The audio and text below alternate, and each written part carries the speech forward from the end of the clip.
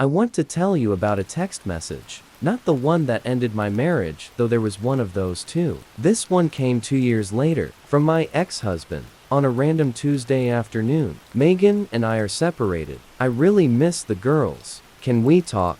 I made a lot of mistakes. I want to come home. I read it twice. Put my phone face down on the counter. Walked into the living room where my daughters were doing homework. And said, "Your dad texted me. You should read it." I handed Emma the phone and got out of the way. She did the rest. My name is Laura. I was married to Jason for 11 years. I found out about Megan on a Wednesday in March. Not a dramatic confrontation. Just a phone left unlocked on the bathroom counter. A name I didn't recognize. Messages that made the floor drop out. I sat on the edge of the bathtub for a long time. Then I got up, washed my face, and went to make dinner. Because Emma had a quiz the next morning. Sophie needed her soccer uniform washed. The world didn't stop just because mine had. That's the thing about being a mother in a moment like that. You don't get to fall apart immediately. You hold yourself together with both hands, and you do what needs to be done. I held it together for 3 more weeks. Then I told Jason I knew. He didn't deny it. Sat across the kitchen table, hands flat on the surface, and told me it had been 8 months. Said he was sorry. Said he didn't know how it had happened. 8 months. I said, "I need you to leave tonight."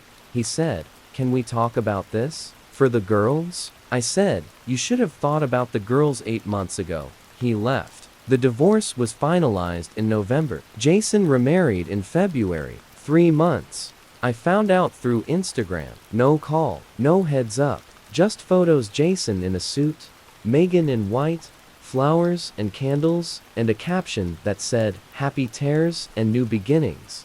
Hashtag new chapter.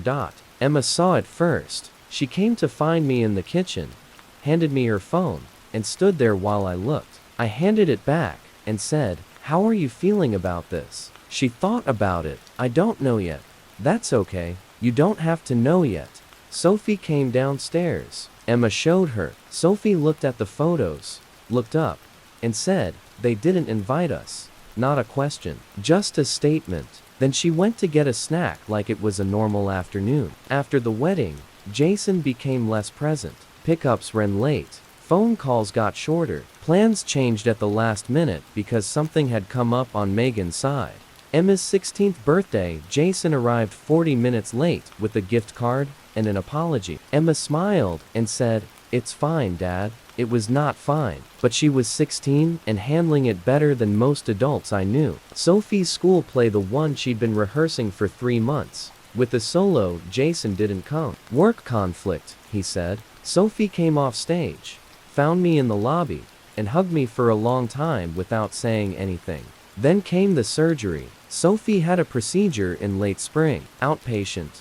Quick recovery, but still. Your 14-year-old going under anesthesia. She asked if she could call her dad before they took her back. I stepped out of the room to give her privacy. When I came back in, she handed me her phone. Megan answered. She said Dad was busy. I looked at my daughter in the hospital gown and said, "I'm right here, baby."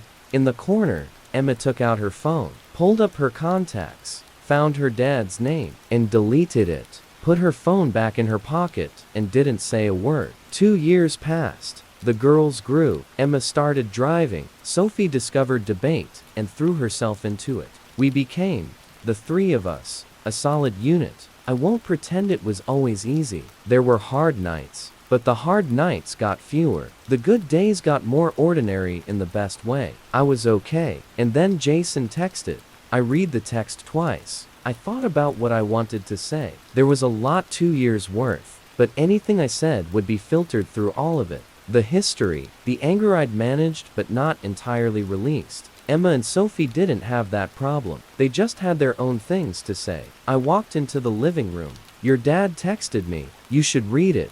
Emma read it, looked up. "Mom, can I reply?" "It's your call," I said. And I meant it.